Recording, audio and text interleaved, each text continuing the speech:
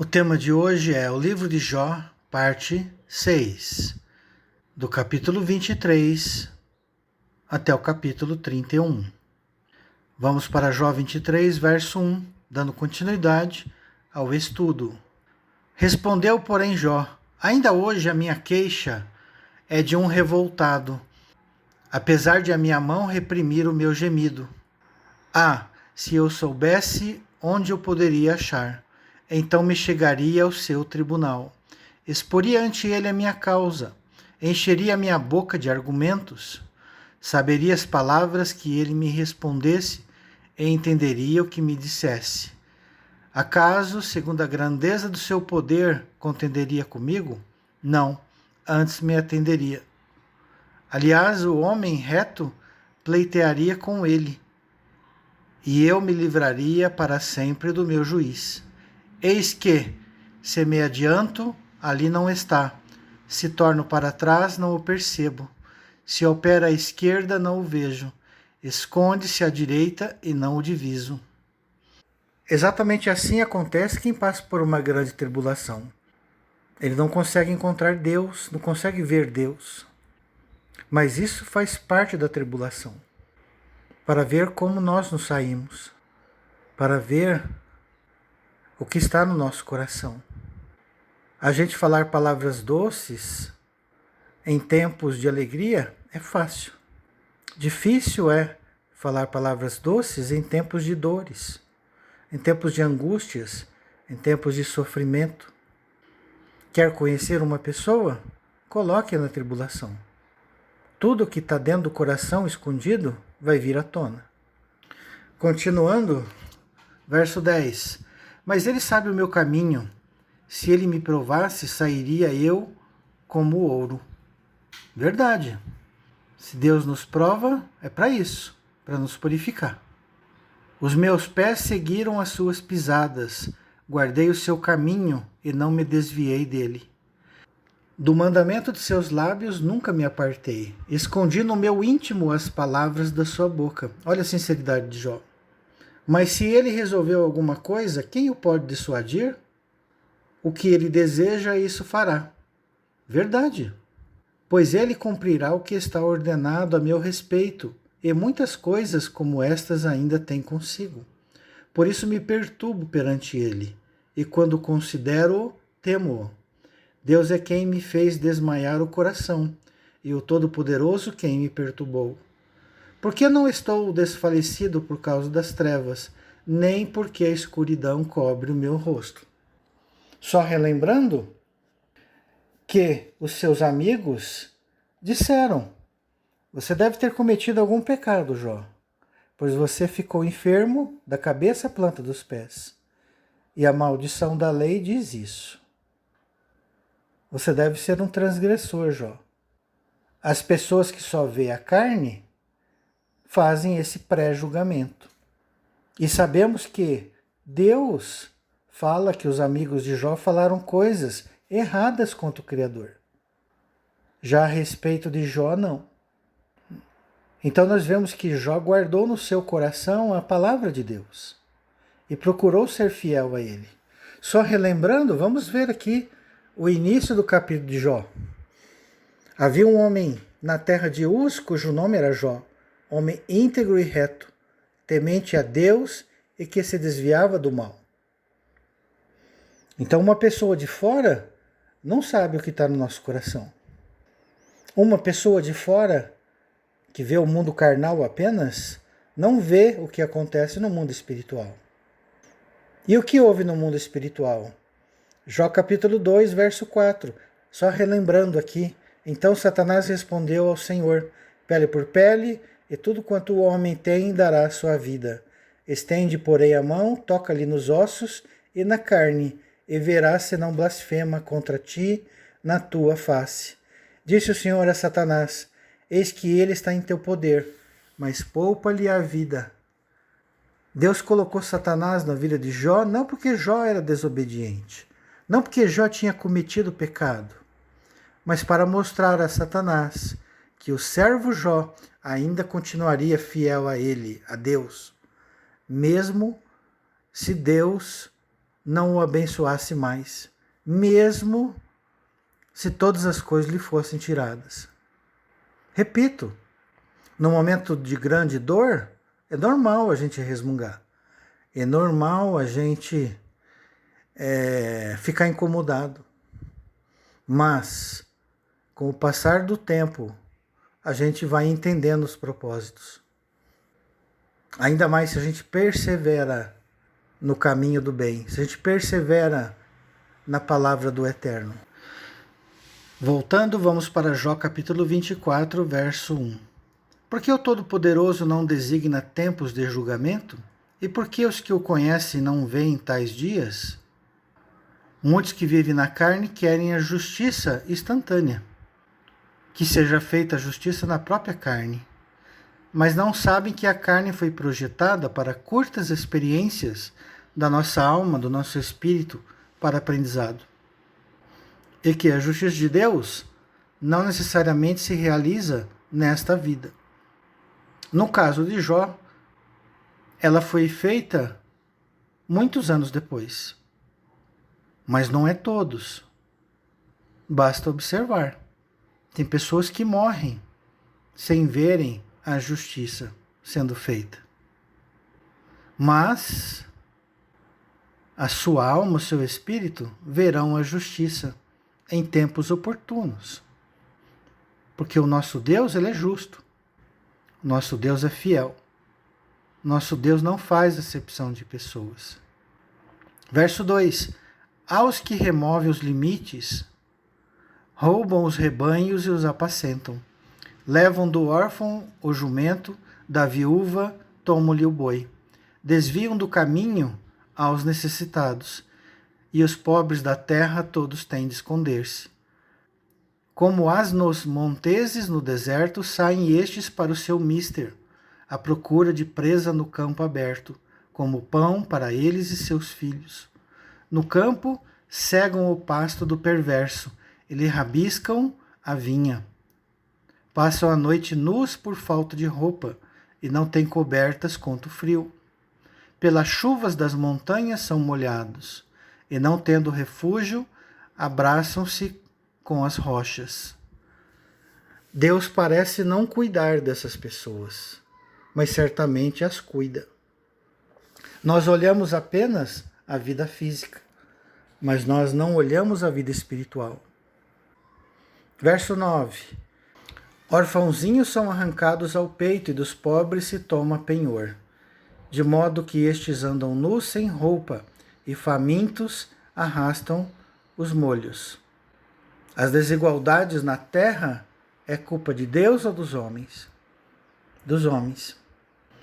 Se Deus viesse e dividisse os bens com todas as pessoas, o que aconteceria depois de pouco tempo? Haveria desigualdades sociais, tudo de novo. Porque há pessoas que são orgulhosas, há pessoas que são egoístas, há pessoas que são avarentas, há pessoas que gastam demais. Então, se você dividisse todo o dinheiro da humanidade em partes iguais para todas as pessoas, desse uma casa para cada pessoa, um carro para cada pessoa e uma quantia em dinheiro para cada pessoa, em pouco tempo, devido à imaturidade dos homens, devido aos pecados dos homens, toda a sociedade viraria do jeito que ela é hoje, cheio de desigualdades e injustiças. Então, primeiro nós temos que consertar o homem, para depois consertar a sociedade. Tem que mudar a conduta do homem, transformar o homem, para depois trazer o reino de Deus sobre a terra. Deus não vai vir com uma varinha mágica, mudando toda a sociedade do dia para a noite, como cria a teologia tradicional, achando que Jesus veio e resolve tudo. Não é assim que funciona. Se nós observarmos Isaías 65 e 66, veremos que lá a serpente continua comendo pó e que o homem continua sendo pecador, mesmo no novo céu e nova terra.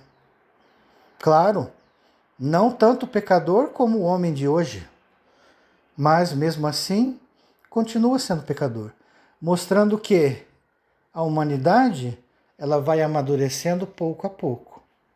A natureza não dá saltos. Aprendemos com a natureza. A Terra não foi formada em 7 dias literais, muito menos em 7.000 anos. Mas em milhões e milhões de anos a Terra se formou. E isso não faz de Deus um Deus que não seja todo-poderoso. Pois o que importa para Deus não é o tempo. O que importa para Deus é fazer. Deus não quer bater o recorde em resolver tudo em 1 segundo. Como eu disse em estudos anteriores, ele ser o Usain Bolt, o velocista, o recordista em salvar rápido.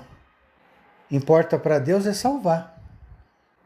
Importa para Deus é ver o seu filho se dobrando perante ele, por amor, por livre-arbítrio, pelo desejo de servi-lo. E não porque Deus o obriga, com medo do inferno eterno, transformar os seus filhos. Porque tem muitos que vão por aí em templos religiosos, dizendo ser servo de Deus, mas tem mais medo do inferno do que de amor a Deus. Se não tivesse o inferno eterno, eles estariam servindo a Deus por amor? Será? Verso 11. Entre os muros desses perversos espreme o azeite, pisa-lhes o lagar, contudo padecem sede. Desde as cidades gemem os homens, e a alma dos feridos clama, e contudo Deus não tem isso por anormal. Os perversos são inimigos da luz, não conhecem os seus caminhos, nem permanecem nas suas veredas. Verdade. De madrugada se levanta o homicida, mata ao pobre e ao necessitado, e de noite se torna ladrão. Aguardam o crepúsculo os olhos do adultério. Este diz consigo, ninguém me reconhecerá, e cobre o rosto. Mas lembre-se, nenhum ato fica oculto para o Eterno. Todos eles são levados em conta. Nós podemos nos esconder diante dos homens. Podemos praticar atos invisíveis às pessoas, em secreto, dentro de 4 paredes. Às vezes dentro do nosso próprio coração, sem que ninguém saiba. Porque ninguém consegue ler os nossos pensamentos. Ninguém consegue ler as nossas vontades que estão na nossa mente. Mas Deus sonda o nosso coração. Deus sonda a nossa alma, o nosso espírito. Veja, por exemplo, Eclesiastes 12, verso 13. De tudo que se tem ouvido, a suma é: teme a Deus e guarda os seus mandamentos. Porque isto é o dever de todo homem. Porque Deus há de trazer a juízo todas as obras, até as que estão escondidas, quer sejam boas, quer sejam más. Vamos ver também 2 Coríntios 5, capítulo 10, porque importa que todos nós compareçamos perante o tribunal de Cristo, para que cada um receba segundo o bem e o mal que tiver feito por meio do corpo. Mas observe que esse julgamento se dá na carne e fora da carne.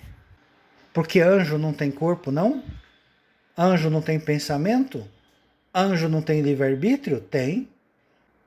Tudo que nós fazemos antes de nascer no ventre da nossa mãe, tudo que nós fazemos durante a vida e tudo que nós fazemos mesmo após a morte do corpo, tudo é computado por Deus. Tudo tem colheita, nada fica oculto, nada fica sem julgamento diante de Deus.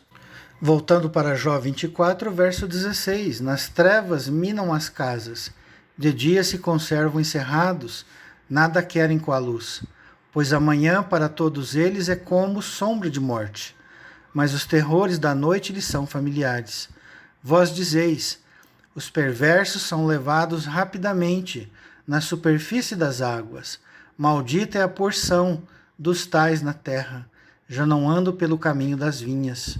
A secura e o calor desfazem as águas da neve. Assim faz a sepultura aos que pecaram. A mãe se esquecerá deles, os vermes os comerão gostosamente. Nunca mais haverá lembrança deles, como árvore será quebrado o injusto.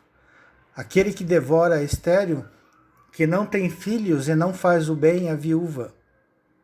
Não, pelo contrário, Deus por sua força prolonga os dias dos valentes. Vence eles de pé quando desesperavam da vida. Ele lhes dá descanso e nisso se estribam. Os olhos de Deus estão nos caminhos deles. São exaltados por breve tempo, depois passam.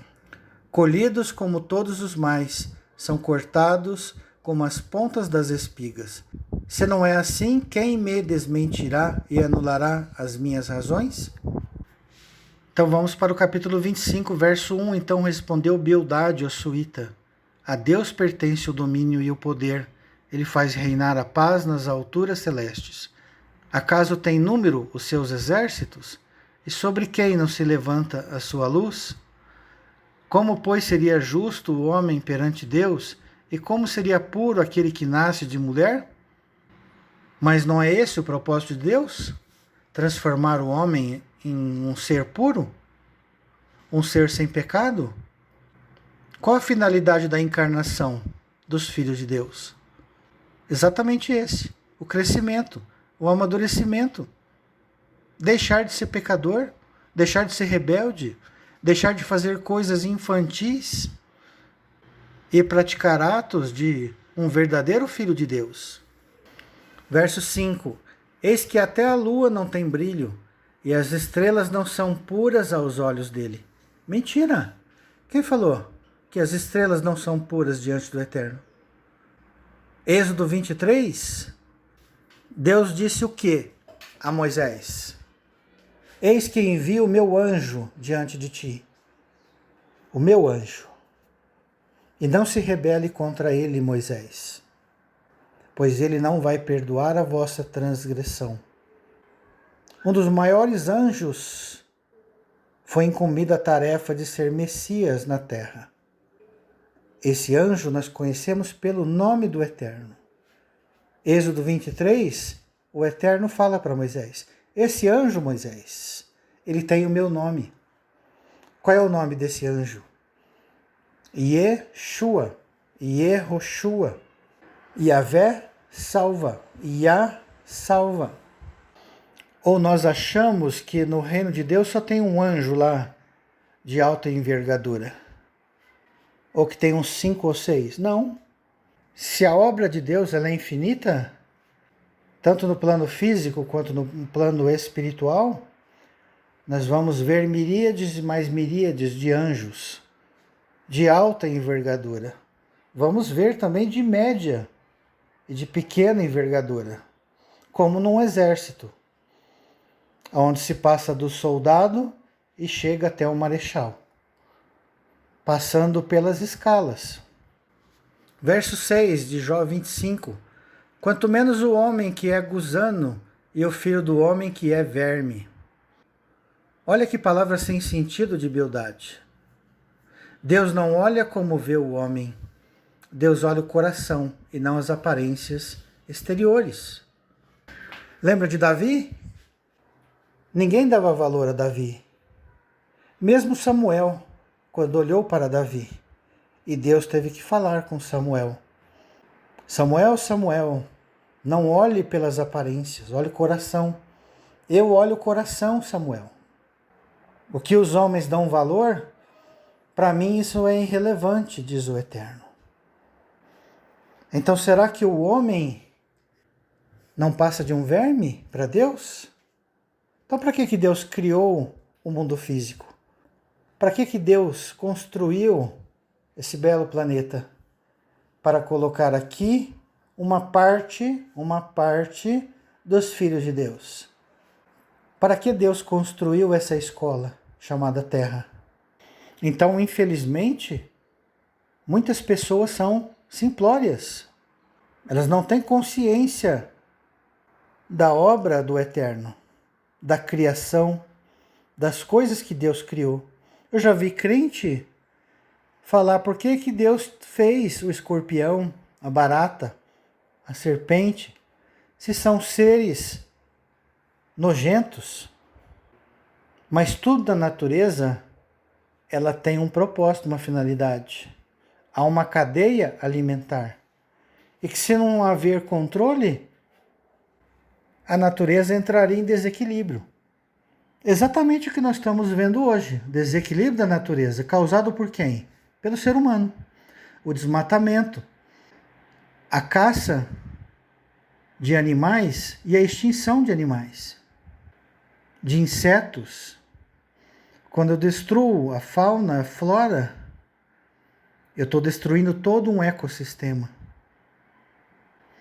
Então, se, por exemplo, eu caçar as rãs, com o passar do tempo, haja inseticida para poder matar os insetos. Quando não há predador de uma espécime, essa espécime se prolifera na natureza e causa desequilíbrio. O homem não entende que tudo tem que estar na natureza como num relógio, funcionando perfeitamente. Todas as engrenagens funcionando. Vamos para Jó 26, verso 1. Jó, porém, respondeu: como sabes ajudar ao que não tem força e prestar socorro ao braço que não tem vigor? Como sabes aconselhar ao que não tem sabedoria e revelar plenitude de verdadeiro conhecimento? Com a ajuda de quem proferes tais palavras? E de quem é o Espírito que fala em ti? Olha as palavras de Jó, como são mais sábias do que dos seus amigos. E de quem é o Espírito que fala em ti?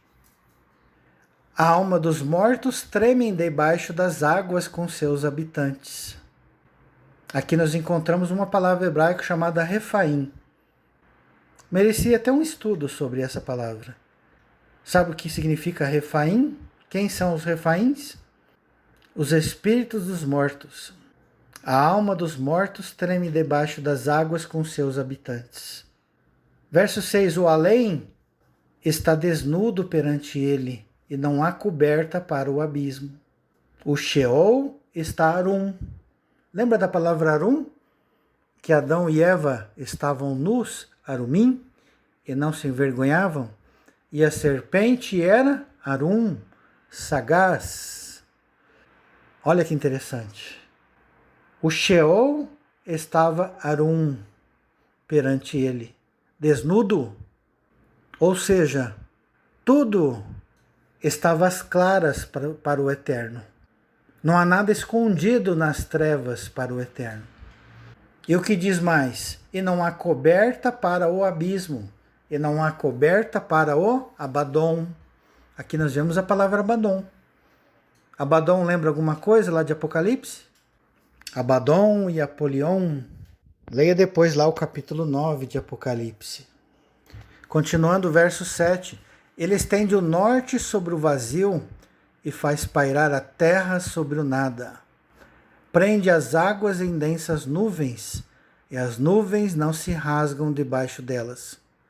Encobre a face do seu trono, e sobre ele estende a sua nuvem. Traçou um circuito à superfície das águas, até aos confins da luz e das trevas. As colunas do céu tremem e se espantam da sua ameaça. Com a sua força, fende o mar, e com o seu entendimento, abate o adversário. Pelo seu sopro, aclara os céus, a sua mão fere o dragão veloz. Aqui nós temos a palavra Nahash, serpente, também traduzida como dragão. De quem está falando aqui? De um dragão, literal? Tem certeza? Eis que isso são apenas as orlas dos seus caminhos. Que leve sussurro temos ouvido dele, mas o trovão do seu poder, quem o entenderá? Eu poderia colocar aqui algumas explicações sobre essa fala de Jó. Muito boa. Porém, eu vou deixar lá para o capítulo 38, onde eu vou colocar mais detalhes. Deus não está falando de formato de terra. Deus não está descrevendo a terra de maneira literal. Deus está falando de coisas espirituais. E Deus usou Jó para falar essas coisas.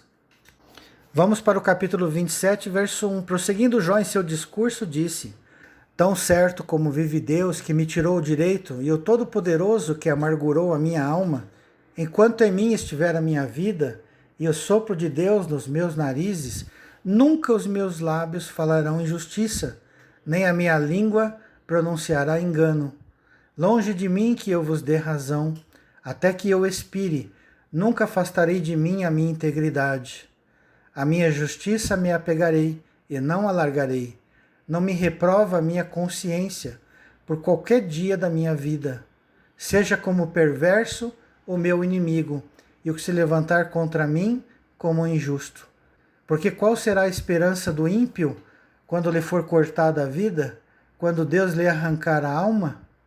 Verso 9. Acaso ouvirá Deus o seu clamor, ele sobrevindo à tribulação?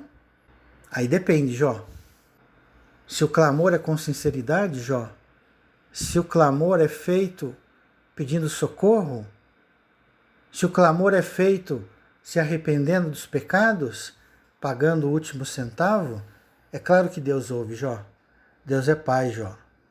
Pena que você não conhece Mateus 5, Jó, de 21 a 26, em que são colocados no Geena, no inferno de fogo, todos aqueles que cometem assassinato, principalmente contra os seus irmãos.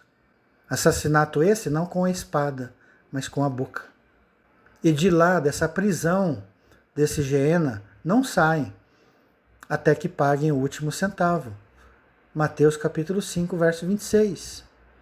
Leia também Mateus 18, onde após Jesus falar do perdão, 70 vezes 7, Deus conta uma parábola, em que fala, no final do capítulo 18, assim também vosso Pai Celeste vos fará, se do íntimo não perdoardes a cada um o seu irmão. E o que está no verso anterior a este? Que será colocado na prisão, até que pague o último centavo. Toda a dívida, até que pague toda a dívida. Voltando ao verso 10, deleitar-se-á o perverso no Todo-Poderoso e invocará a Deus em todo o tempo? É claro que a princípio não. É claro que o rebelde, o iníquo, fica muito tempo nos seus caminhos maus. Mas de eternidade a eternidade, não há mal que perdure para sempre. Não há joelho que não se dobre de eternidade a eternidade. Pois o nosso Deus, ele é todo-poderoso. Nosso Deus é sábio. Verso 11. Ensinar-vos-ei o que encerra a mão de Deus, e não vos ocultarei o que está com Todo-Poderoso. Eis que todos vós já viste isto. Por que, pois, alimentais vãs noções? Eis qual será da parte de Deus a porção do perverso e a herança que os opressores receberão do Todo-Poderoso. Se os seus filhos se multiplicarem, será para a espada, e a sua prole não se fartará de pão. Os que ficarem dela, a peste os enterrará, e as viúvas não chorarão. Se o perverso amontoar prata como pó e acumular vestes como barro, ele os acumulará, mas o justo é quem os vestirá, e o inocente repartirá a prata. Ele edifica sua casa como a da traça, e como a choça que o vigia constrói. Rico se deita com a sua riqueza, abre os olhos e já não a vê. Pavores se apoderam dele como inundação. De noite a tempestade o arrebata. De noite a tempestade o arrebata? O que isso significa? A morte. A noite é comparada à morte. A meia-noite. Nós vamos falar disso logo mais.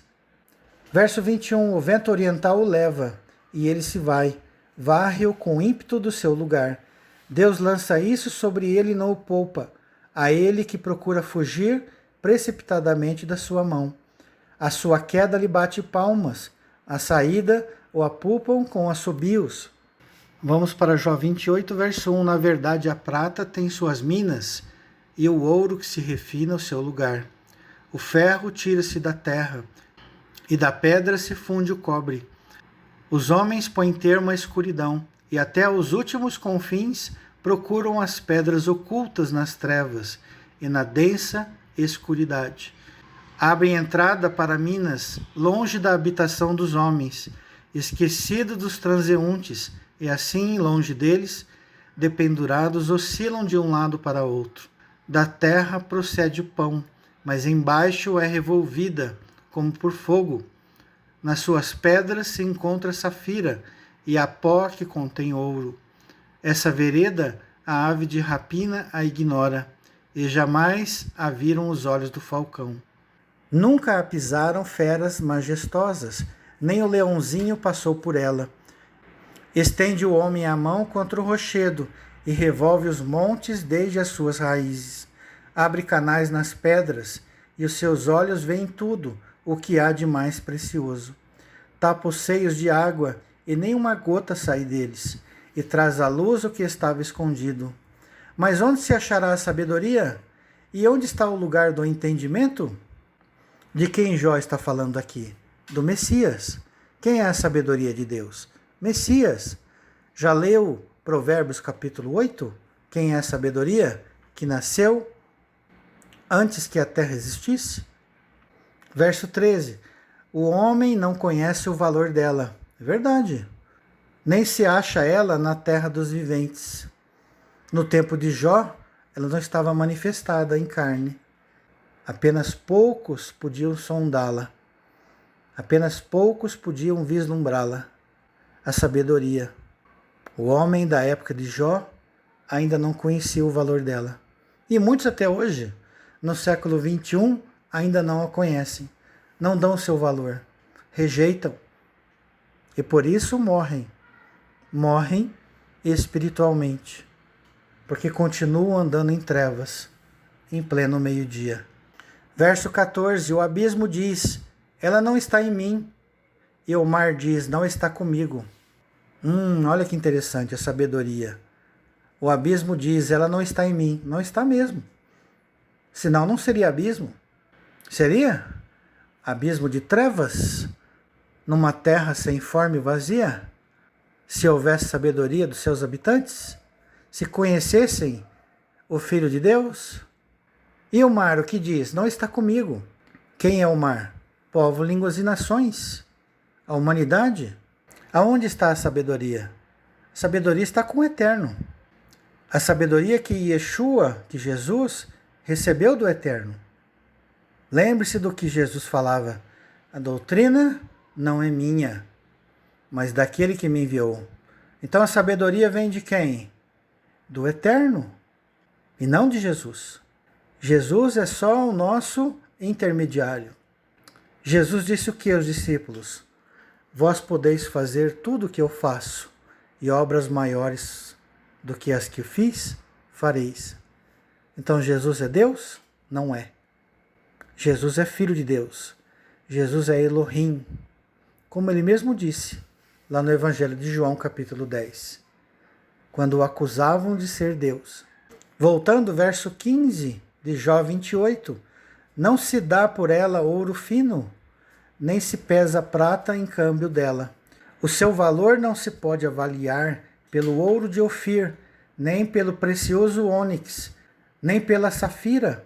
O ouro não se iguala a ela, nem o cristal. Ela não se trocará por joia de ouro fino.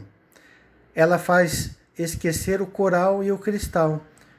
A aquisição da sabedoria é melhor que a das pérolas.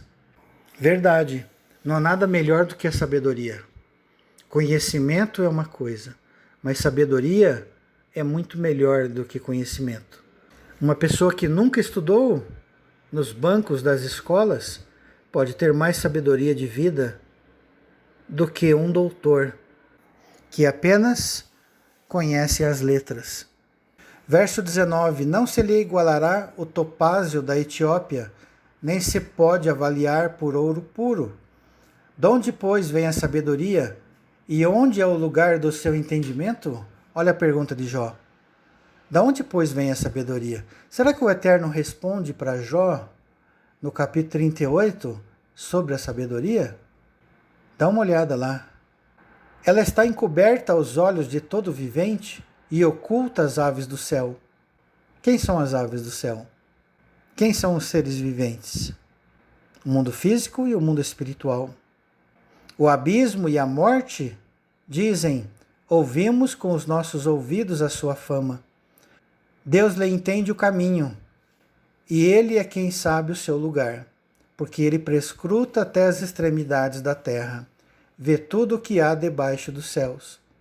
Quando regulou o peso do vento e fixou a medida das águas, quando determinou leis para a chuva e caminho para os relâmpagos e trovões. Esses últimos capítulos de Jó retratam verdades espirituais. Depois faço uma análise profunda.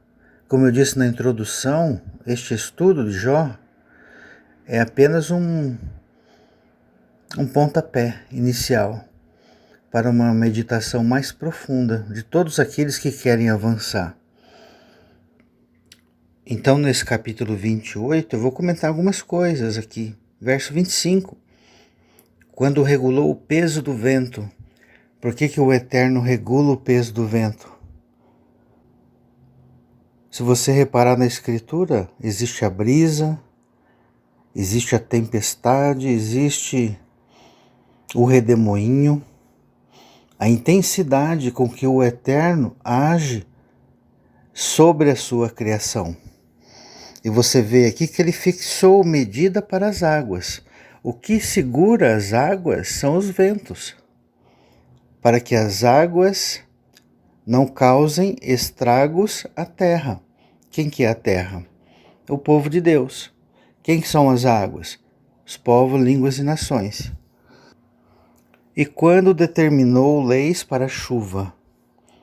Se nós observarmos, tem orvalho, tem o chuvisco, tem a chuva. Dentre a chuva tem a chuva serôdia e a chuva temporã. E tem a tempestade, tem o granizo, que é a chuva em forma de gelo. O que é a chuva? A palavra de Deus que cai sobre a erva, sobre as plantas do Eterno. Quem são as plantas do Eterno? Somos nós.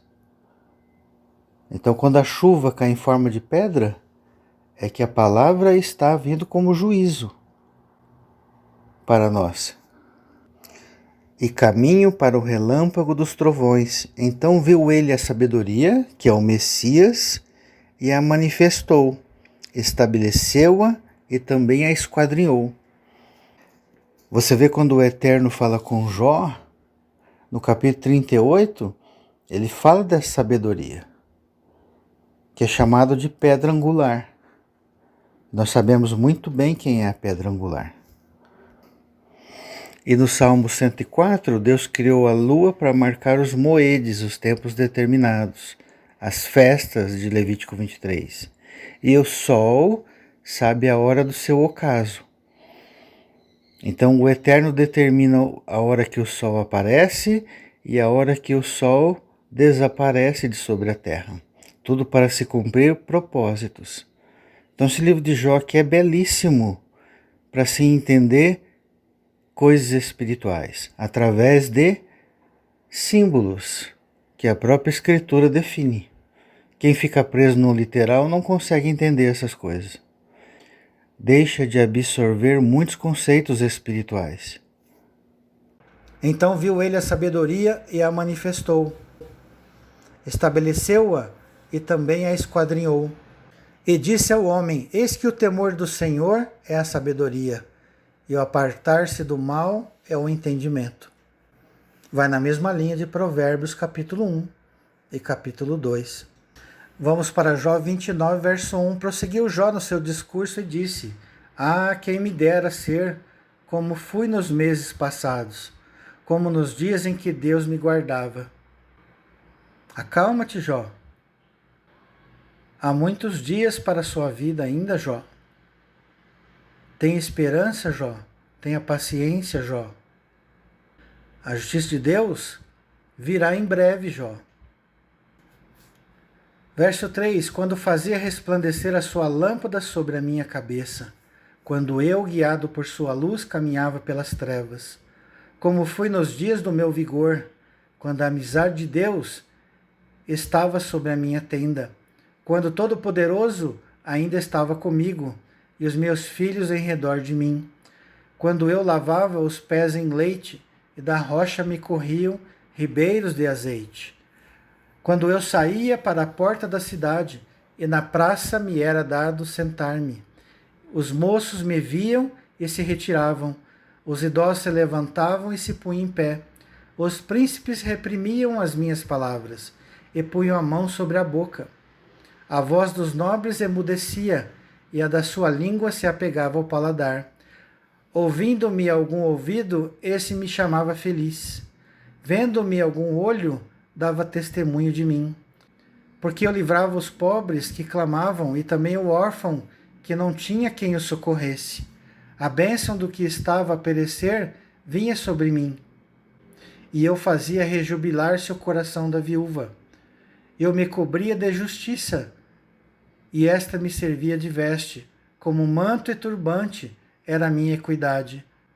Eu me fazia de olhos para o cego e de pés para o coxo. Dos necessitados era pai, e até as causas dos desconhecidos eu examinava. Eu quebrava os queixos do iníquo, e dos seus dentes lhe fazia eu cair a vítima. Eu dizia no meu ninho, expirarei, multiplicarei os meus dias como a areia. A minha raiz se estenderá até as águas, e o orvalho ficará durante a noite sobre os seus ramos. A minha honra se renovará em mim, e o meu arco se reforçará na minha mão. Os que me ouviam esperavam o meu conselho, e guardavam silêncio para ouvi-lo. Havendo eu falado, não replicavam. As minhas palavras caíam sobre eles como orvalho. Esperavam-me como a chuva, abriam a boca como a chuva de primavera. Sorriam-me para eles, quando não tinham confiança, e a luz do meu rosto não desprezavam. Eu lhes escolhi o caminho, assentava-me como chefe e habitava como rei entre as suas tropas, como quem consola os que pranteiam. Então Jó é mais do que uma pessoa. Ele simboliza um povo. Esse Jó, ele representa não só um povo, não só uma pessoa, mas representa também o Messias, que ficou enfermo dos pés à cabeça. E as pessoas cuspiam no seu rosto, davam chicotadas, colocaram coroas de espinho, dizendo: profetizas, se tu és o Filho de Deus, desce da cruz. Não é isso que disseram do Filho de Deus? Não são essas as palavras que disseram para Jó, dos seus amigos? E Jó não faz uma reflexão dizendo sobre isso? Até os meus amigos íntimos me abandonaram. Ele foi rejeitado pelos seus, pelo seu próprio povo. Jó também é uma figura do Messias. E o Messias também intercedia pelos filhos. Ofereceu sacrifícios pelos seus filhos. Podemos dizer assim, simbolicamente, olhando para o livro de Jó. Até a sua mulher, olhando para ele, para o Messias. Quem é a mulher? Israel, que estava grávida para dar luz a um menino. Lembra lá de Apocalipse, capítulo 12? E a mulher disse o quê? Que o seu sangue recaia sobre nós. Foi colocado um véu sobre Israel, para não reconhecerem o Messias, para que o Evangelho chegasse a todas as nações, para haver salvação para todas as nações. Vamos para Jó capítulo 30, verso 1. Mas agora se riem de mim os de menos idade que eu, e cujos pais eu teria desdenhado de pôr ao lado dos cães do meu rebanho.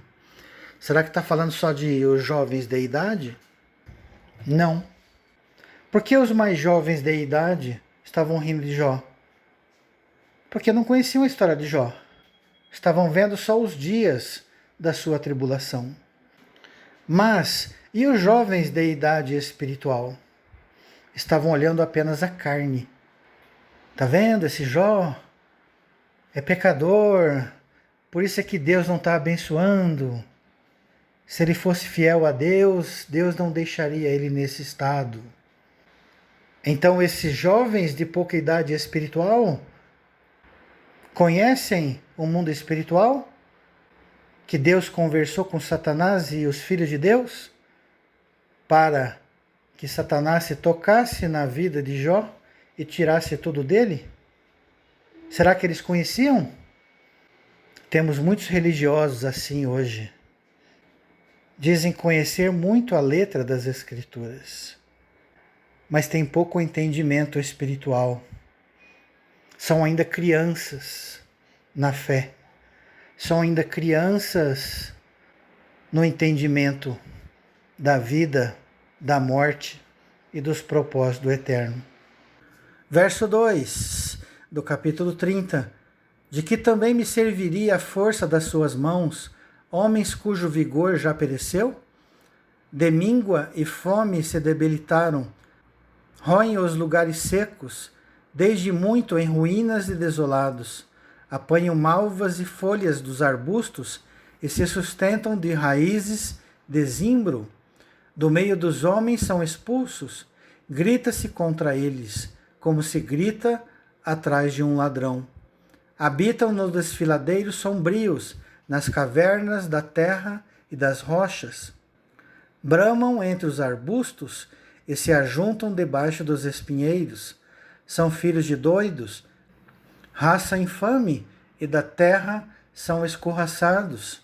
Mas agora sou a sua canção de motejo, e lhes sirvo de provérbio, de parábola. Abominam-me, fogem para longe de mim, e não se abstêm de me cuspir no rosto. Porque Deus afrouxou a corda do meu arco e me oprimiu, pelo que sacudiram de si o freio perante o meu rosto. À direita se levanta uma súcia e me empurra, e contra mim prepara o seu caminho de destruição. Arruinam a minha vereda, promovem a minha calamidade, gente para quem já não há socorro. Vêm contra mim como por uma grande brecha, e se revolvem avante entre as ruínas. Sobrevieram-me pavores, como pelo vento é varrida minha honra, como nuvem passou a minha felicidade. Agora dentro de mim se me derrama a alma, os dias da aflição se apoderaram de mim.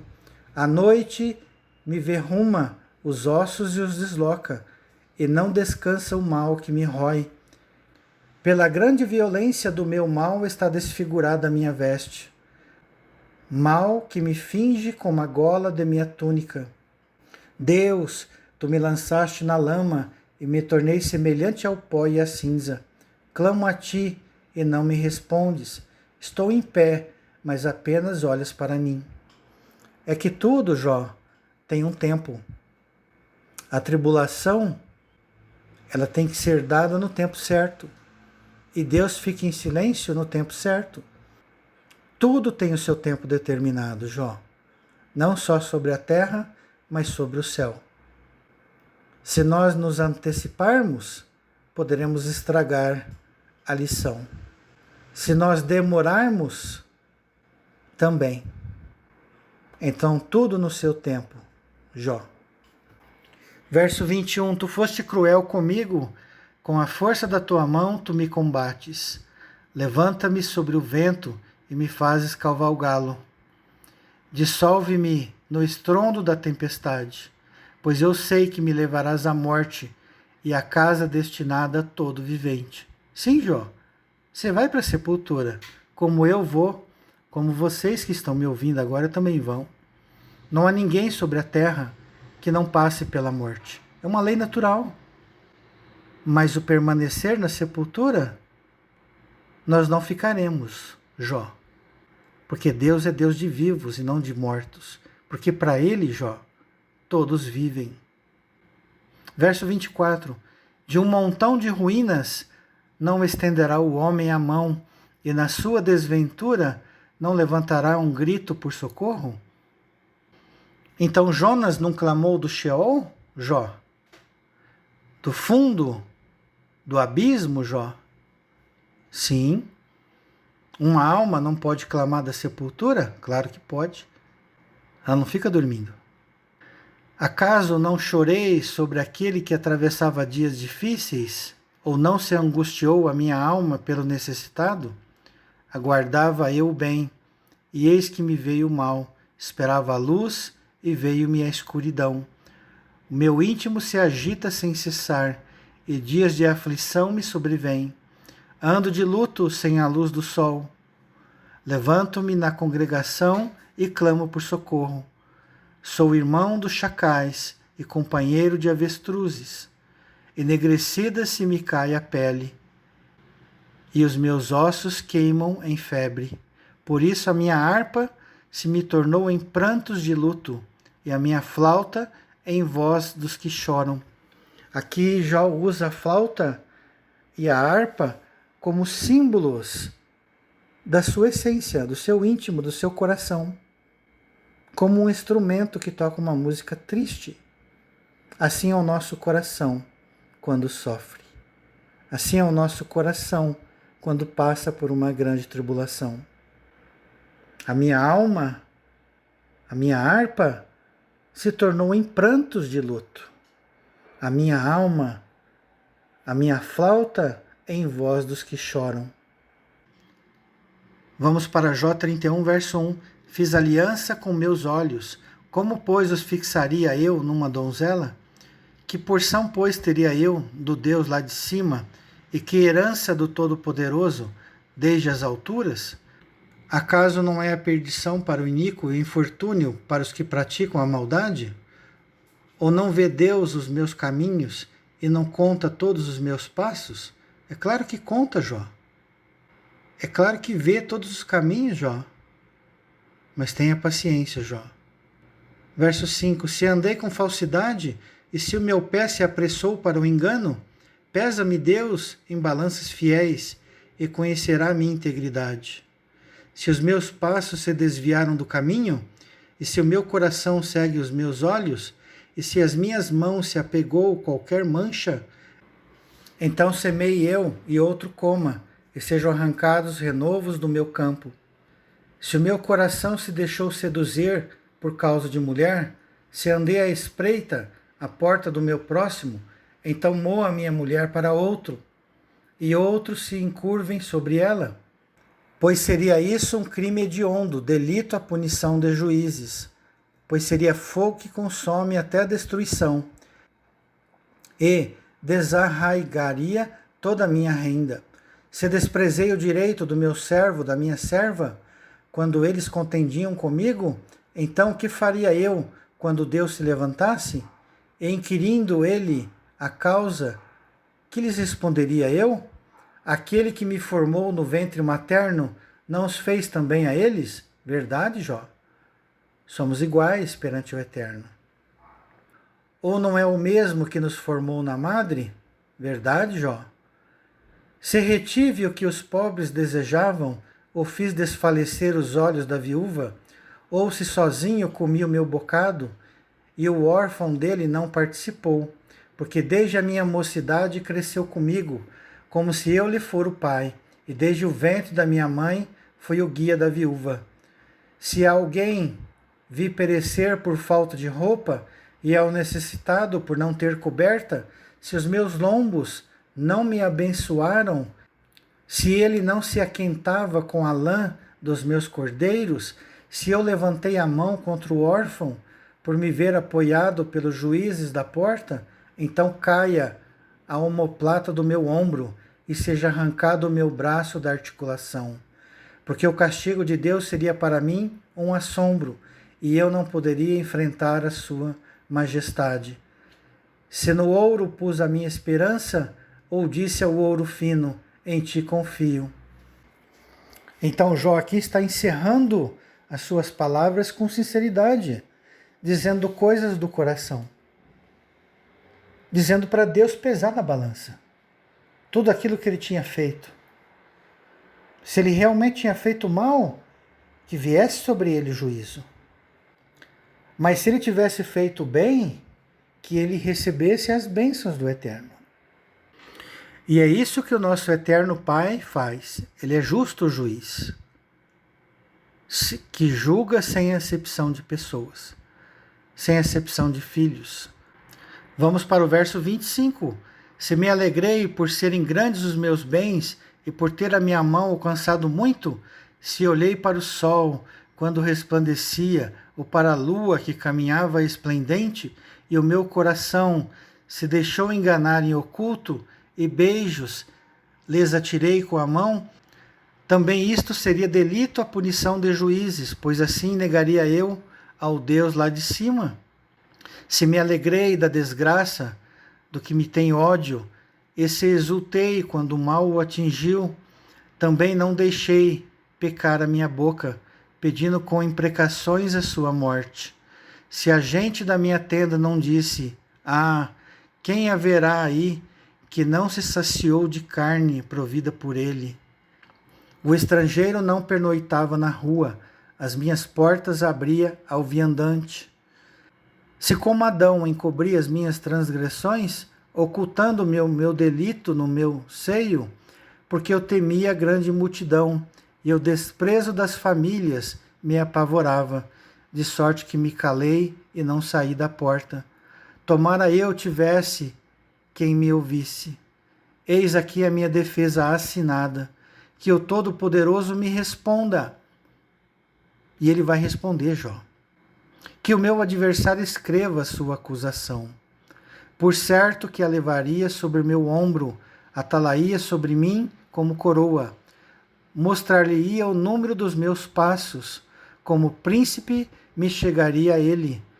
Se a minha terra clamar contra mim, e se os seus sucos juntamente chorarem, se comi os seus frutos sem tê-la pago devidamente, e causei a morte aos seus donos, por trigo me produza cardos, e por cevada, joio.